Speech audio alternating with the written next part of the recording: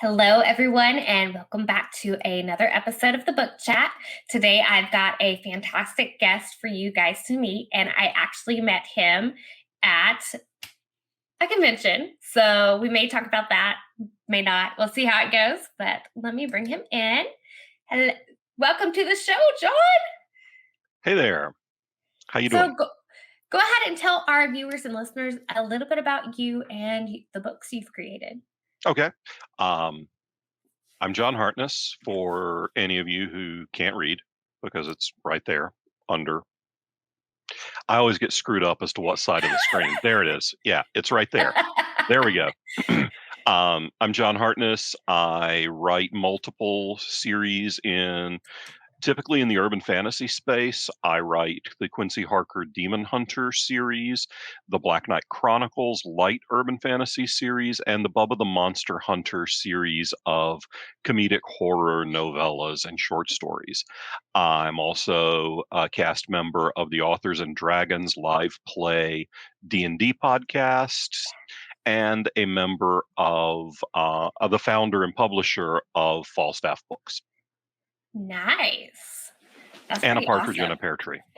Hey, I mean, you gotta add that little extra tidbit in there, and that's That's really cool right. that you are also into D&D. My husband is also a D&D player. I have yet to get into it because I haven't really had time, but I've had so many people tell me the different ideas and stuff they get for stories from the game, and it's amazing. I literally just did a podcast last weekend about that very thing. HP Holo did a podcast of writers talking about D&D and how being a GM and D&D player has impacted our storytelling and our books, and it does have a lot of impact on Yeah. your writing and your creativity, especially GMing, because if you started life as a hardcore outliner, hello kitty, this is Gandalf. Hey bud. Yes, Tolkien names. Oh, Yes. Yes, this is Gandalf. He is wondering why I closed the window, which is right here. Um and now he's out. Later, bud. He'll be back. yeah. Mm, he can't actually leave. There we go. Um, D&D really does impact creativity. And as a GM, if you started life as a hardcore outliner, as a heavy duty plotter, GM for about 6 months, and that'll go right out the window. Because I promise you, your players are going to make you learn improv.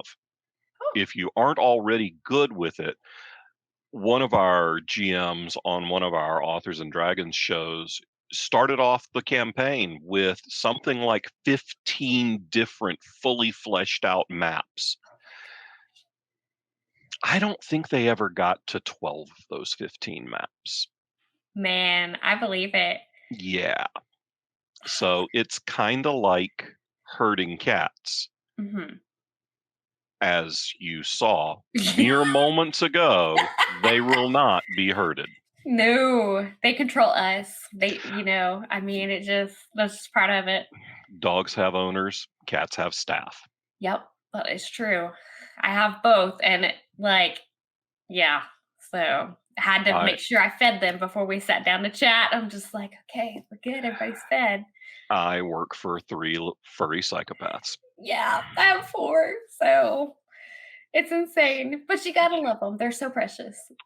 Yeah, you have to love them because if Mhm. you don't, they'll eat your eyeballs. Yeah, kill you in your sleep, kind of stuff.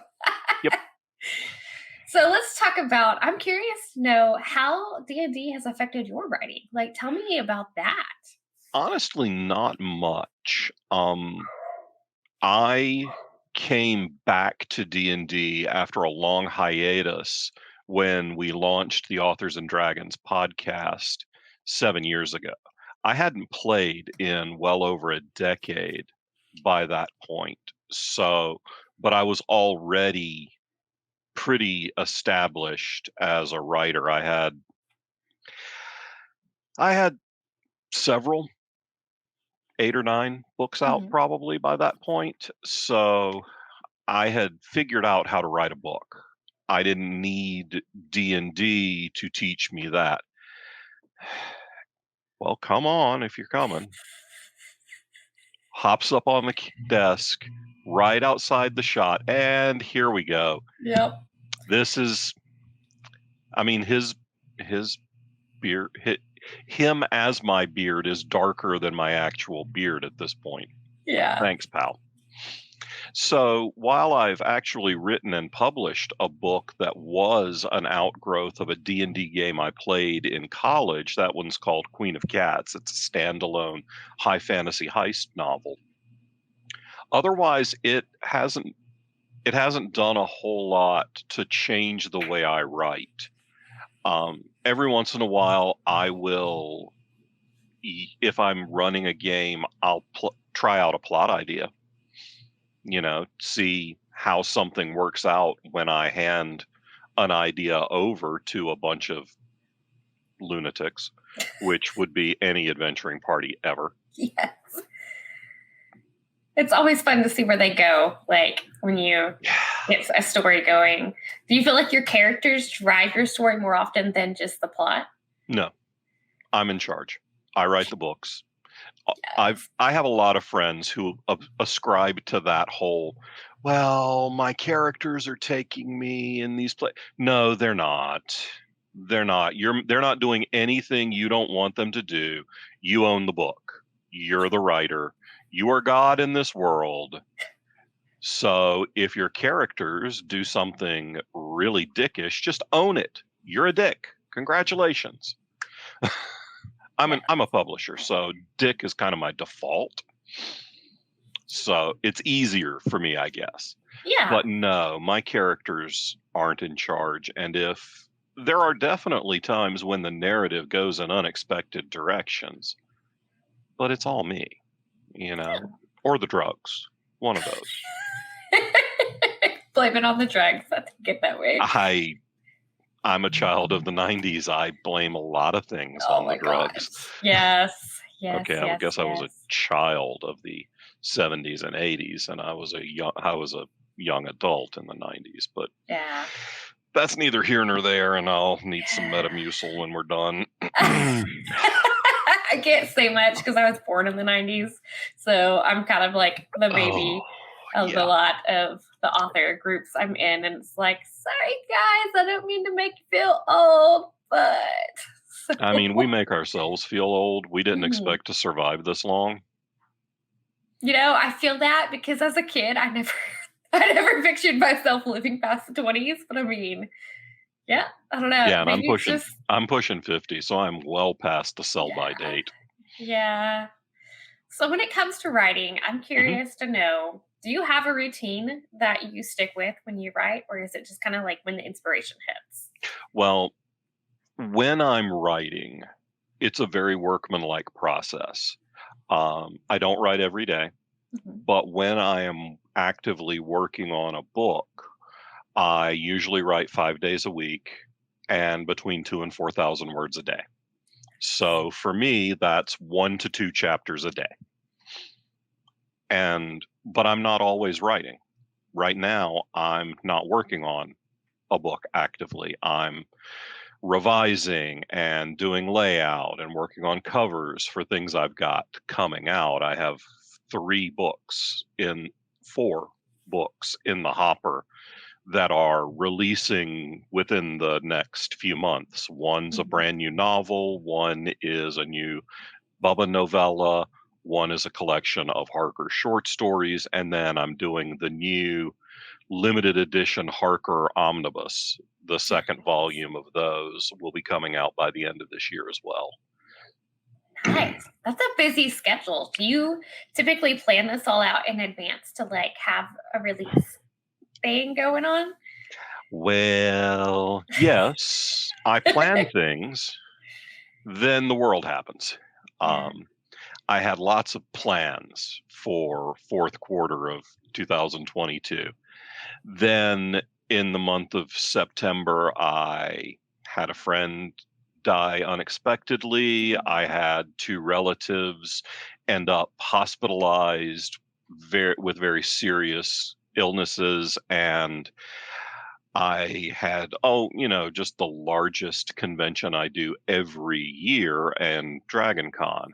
Mhm. So my entire September went down the toilet in doing a massive convention, then coming home and officiating a funeral.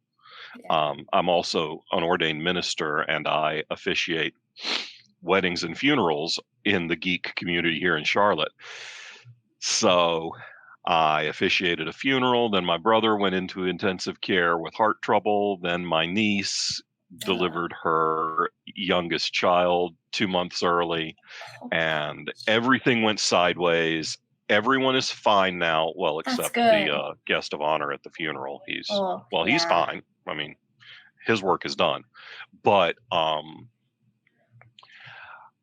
that took me completely out of pocket for a whole month. Yeah. So most of October was catching up on September. And you can't just reboot, and you can't just double up. So I think that now, as we're moving into November when we're recording this, I'm probably down to only 2 weeks behind on everything. Hey, that's actually pretty good catch-up time there, 'cause Yeah. One of the benefits to having an egregious case of attention deficit disorder is that when I'm able to focus, it's a hyper focus situation, and I can be very efficient in very short bursts. Mhm. I'm the So, same way. It helps in the times, like, when you get something, as everybody likes to give me crap for, the ooh shiny disorder thing, because, like, I'll get oh distracted yeah, by something and it's like, "Oh, hey, squirrel," kind of thing. If I'm hardcore going and that happens, it just, like, I have to, oh like, yeah, reset, and it sucks because it's so hard to get back into that. And then oh having look, a and kid, speaking of ADD, hello Stevie. it's like, "Hey, my turn." Exactly. So, but And yeah, that's he is the ADD cat of the litter. oh, nice. Mine is a very fluffy, which he's not in here. He's decided that his new cubby hole to hide in is down here on the bottom of my shelf under the desk. And I'm like, earlier I was working because I'm doing nano this month, Oh, and cool. he popped his head out and was like, "How long have you been there?" So it scared me. Yeah, I came back into my office, and Gandalf was lying in the window, and his Stevie, his brother, was lying on the desk curled up. And I was like, "Hey boys, where's your sister?" And I pull my chair out, and our other cat Daisy is asleep in my chair. And Of I was like, course. "Well, princess, you gots to move." Yep. She did not approve. I believe it. I've got one which in my other office area, she has claimed that chair, and I'm like, sorry, you gotta move. But now that I'm switching spots, this is my new playroom slash office room. It's great. Yeah, We're I'm gonna see how that noticing works the out. rainbow floor tiles you've got Yeah. behind you. That's Yeah. definitely some Fortune 500 office decor there. Oh yeah, definitely. But at least I get to like personalize my shelf. Well, okay, it's on the side bookshelf now. Like Oh trying yeah, to, which a lot of those books are from indie authors, except for like, oh gosh, pointing is like so hard. Okay, this level right isn't it here. crazy? So, like, Yeah, I can do this, I can point to this, but if it's behind me, you can do that because yours stretches over almost the whole screen. yes, Mine this is stops true. halfway, so I do this, And it's like, and woo. God, how do I even get there? Yeah, so for me, the shelf behind me, which is too far away to see, that's my brag shelf. That's all stuff that Yes. I've either written or I have a story in those anthologies, and Nice. it's kind of neat because at this point in my career, I need a bigger shelf. Yeah. So I'm that's gonna get that's there one awesome. day. Yeah. I'm not too far into the game, so get there. Like, yeah. I'm coming on my third year of being a published author. So Ah, it's congrats. thank you. It's been I'm crazy. It's only a definitely a decade learning ahead. experience. So, 10 years from now, you'll need a bigger boat. Yes, probably. I'm getting there. So let's talk about which book is your most recent release? My most recent release is one of the Bubba the Monster Hunter novellas. It's called Swing Low, and it is the first in Bubba season 6. The Oh. way I structure the Bubba series is there are 4 novellas per season, and there are currently 5 collections out. The first 2 are short story collections with 1 novella in each, and then starting with season 3, we switched over to full-length novellas, Hmm. and that's what we're doing. So, Swing Low is, with Bubba being an ongoing series, there's a lot that's gone on since 2011 when I started writing Mhm. those books, and last year wrapped up a 2-year 3 novella 3 novel crossover arc between the Bubba and Quincy Harker series. Wow. So most of Bubba season 5 plus Quincy Harker 6, 7, and 8 all mesh together to make one big story. And Swing Low is when we start moving out of that. So, for example, for people who are Supernatural fans, think of it as season 6 of Supernatural. The first 5 seasons was one big arc. Eric Kripke had that plotted. That was the plan. Well, then they saved the world, but people still wanted to watch those boys and Jensen Ackles' ass, the ass that broke Amazon. Um, and they wanted to do more, so they had to reboot. They had to come to a place where you can kick off a new arc, and that's what we're doing starting with Bubba season 6. It's going back a little more to Monster of the Week kind of stuff. Yeah. In Swing Low, Bubba hunts down the lizard man of South Carolina. Ooh. Yeah, there's a lizard man in the swamps of South Carolina, and Bubba gets hired to find him. That is awesome. And I actually like that sounds like a fun character. Where do you get the ideas for all the different monsters in that series? Google. Google. Um,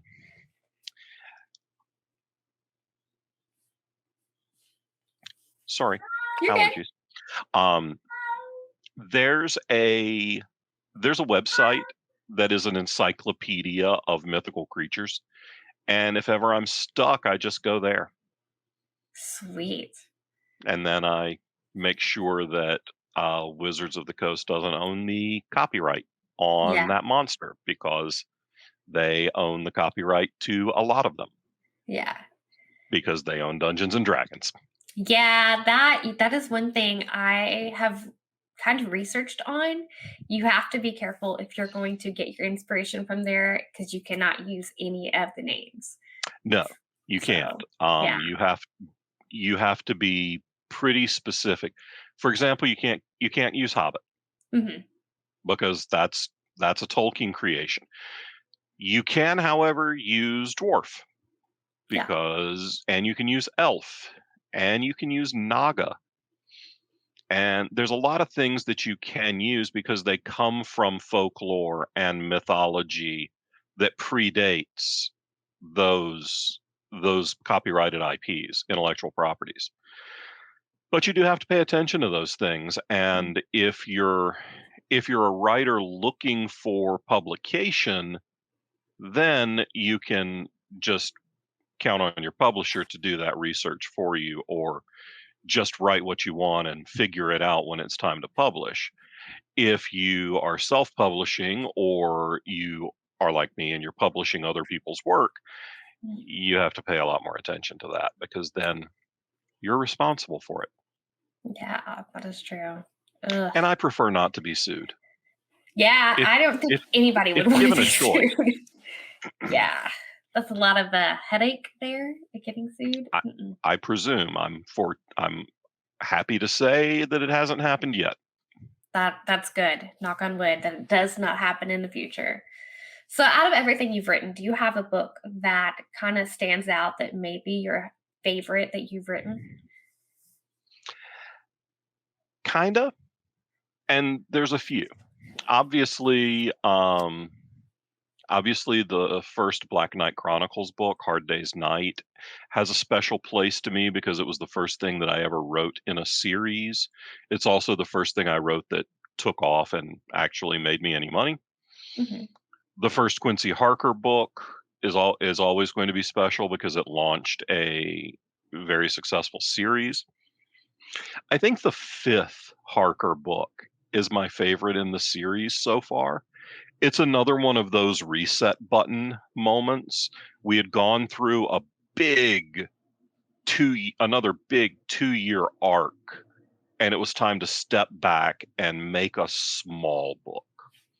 Because having written several books and stories where we save the world, I've learned that after you save the world in one book, you have to shrink it back down to a very personal story in the next book. And the fifth Quincy Harker book is very tightly focused on him and his internal crises and growth and those kinds of things. And I felt like I got to mine a lot of interesting territory in that book. And my book, Amazing Grace, is easily my most personal novel.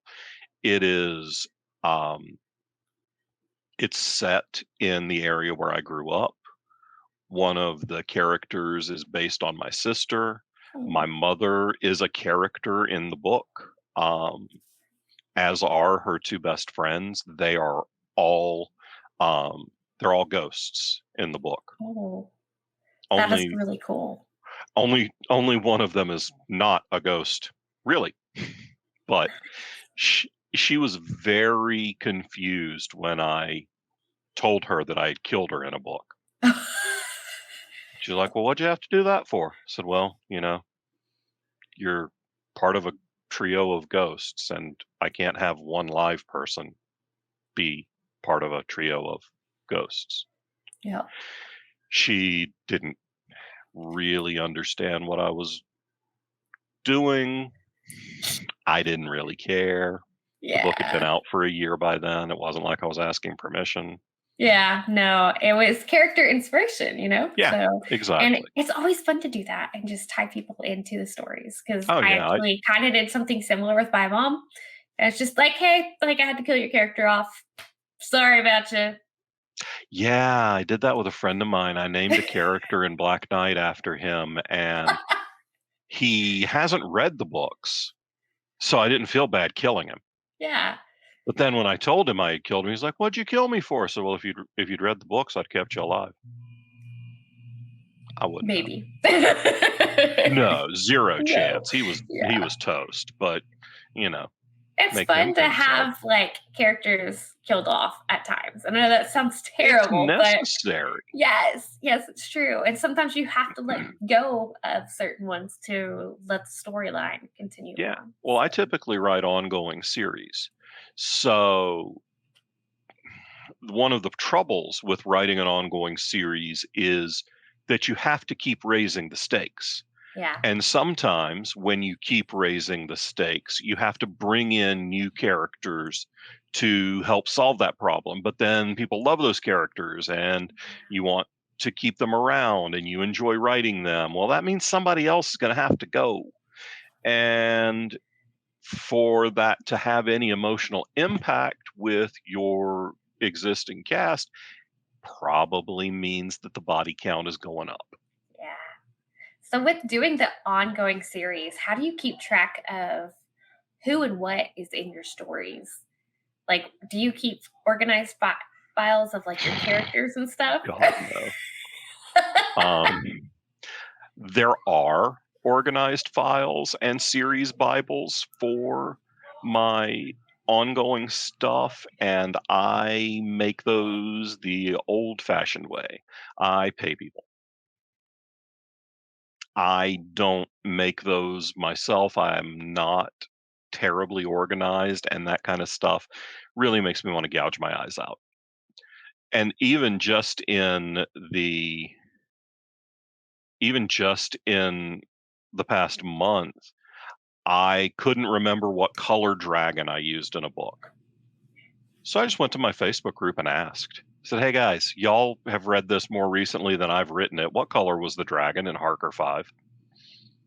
That's actually a genius idea.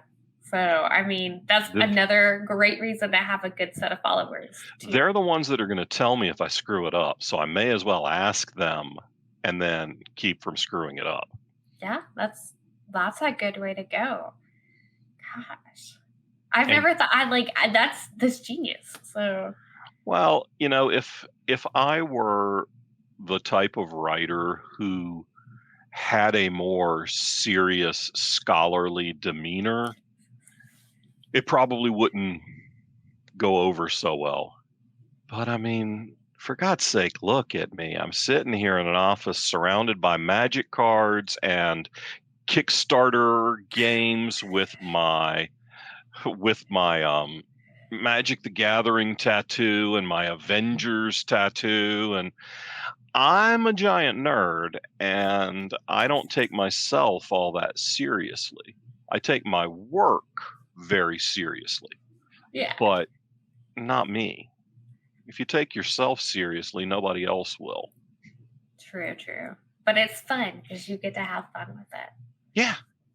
I get to sit here and do interviews with cat tail up my nose and Yeah. Cat hair everywhere too. oh God, yeah. In the years that you've been writing, if you could share a piece of knowledge to aspiring authors or authors that have just started, you're like, oh, I've got this before. If you could give them a tip, like something not to do or something to do, what would it be? I've got two. These will help your career pretty dramatically. First, when you're at conventions, you are being watched from the moment you pull up into the driveway of the convention venue until the moment you are in your hotel room alone with the door locked. And even then, keep your voice down because you don't know who's staying next door. You're on from the moment you get there, sometimes before. On the way down to Multiverse, I stopped at the rest area at the Georgia state line, and who is coming out of the Welcome Center but Rich Dansky, one of the other writer guests who I have known for a few years. So, I didn't want to be out in the parking lot kicking a puppy when another writer walks by. Also, I don't kick puppies. That's bad. Yeah. Humans, kick the shit out of them. Don't kick puppies. So from the moment you get there, you're on and assume that someone is watching everything you do. 2, every bit of success I've ever had as a writer boils down to one character trait that everyone would do well to develop. I'm just too stupid to fail. I don't believe when I start a project that there's any chance that I will fail. I wanted to create a publishing company, so I did. I didn't know how to start a publishing company. Fair number of people in the industry today don't think I know how to run a publishing company. The 60 plus authors that I publish, most of them think I do all right. They matter more to me. So adopt an attitude of relentless self-confidence. And if you don't have that, fake it. Yes. I love So that. there's my 2. Those are great tips, and those are actually different tips than a lot of what I get from authors. Because most of the time it's keep writing, don't give up. is like the gist of it. So, Yeah, which is yeah. true, Maybe you want to. but It's fine. You yeah. don't you But I can like give the up. mindset and keeping in mind that people are watching you because it's true. Well, Like, that first one came from from my former life when I was in sales and I did a lot of mhm, different conventions and worked trade show booths, and that was drilled into us when we were being trained, and I had an opportunity to educate a supplier on that at a major conference one year when I happened to hear them in the booth behind me at breakfast, mhm, and they were not terribly complimentary about the company I worked for, yikes. who was one of their largest distributors in the world.